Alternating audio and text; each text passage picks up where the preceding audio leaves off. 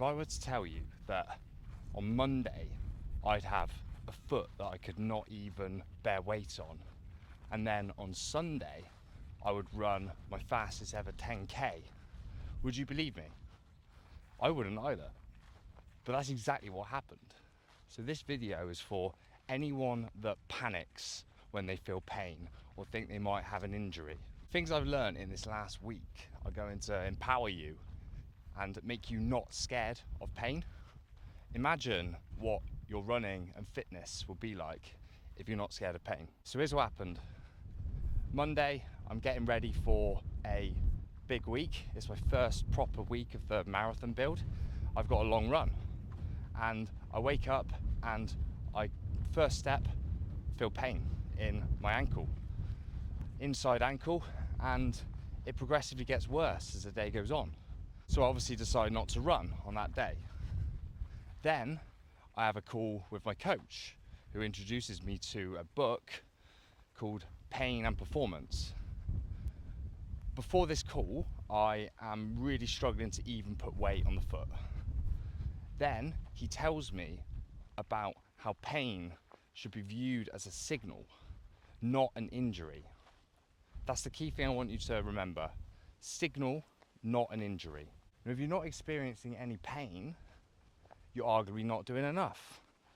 But trust that your body will let you know when you are doing too much.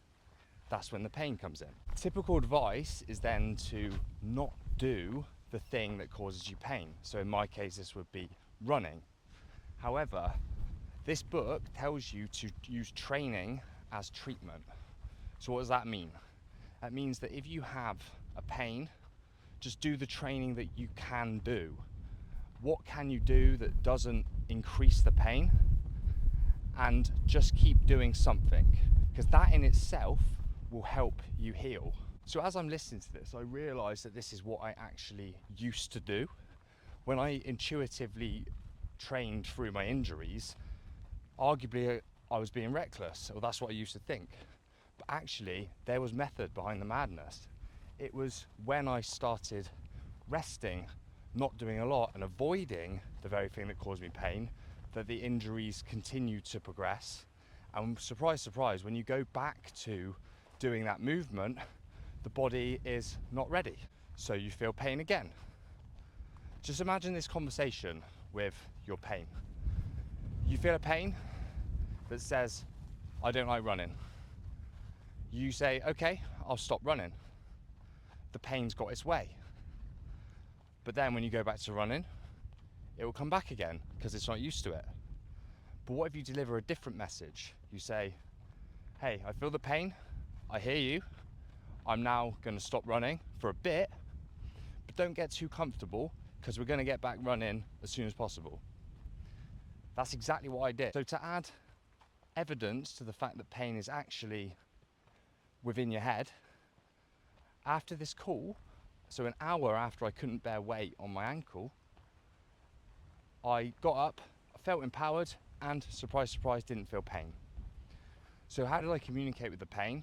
The next day, I went on the bike, and following my intuition, I thought I could get 10 minutes of treadmill in here, just to let it know that we're going to go back to running as soon as possible. Those 10 minutes went absolutely fine. So the next day, I go 45 minutes. And again, it's completely pain-free. The next day, I'm back to my standard easy run, which is an hour. And the next day after that, Friday, I'm doing some high intensity fartlek.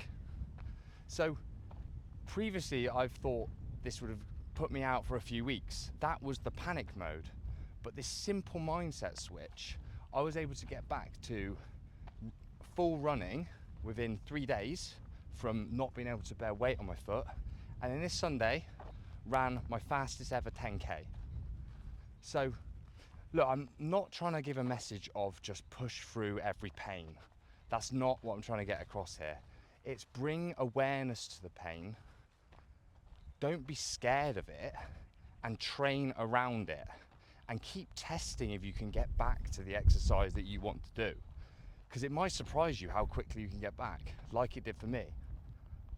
game changer in my opinion. I am conscious that I very recently did a video on managing injuries. I think it was even titled "Don't Do This If You Want Long-Term Running Progress," and it talked about how, you know, the pain within a run, if it's over 3 out of 10, stop running. That's actually still true, because that is your body saying, perhaps you've done too much, let me just have a moment. But it's the how long that moment becomes afterwards that could determine how quickly you get back to full training. And when that pain does happen, because it will, especially if you're doing a sport like running, which is constant impact, and you're wired for progress, like I am, don't panic. Just know that actually it's your body saying that you are approaching the limit. So you just need to give it time to increase that limit. If you want to learn about this in more detail, don't take all the advice from me. The book is Pain and Performance by Ryan Whitehead and Matt Fitzgerald. That's 12 weeks out now until my next marathon with a new 10k PB, 38 minutes, 56 seconds. Feeling good, and with this new approach to pain, I'm excited for what's going to come. Hope this helps. As usual, like and subscribe if you find it useful.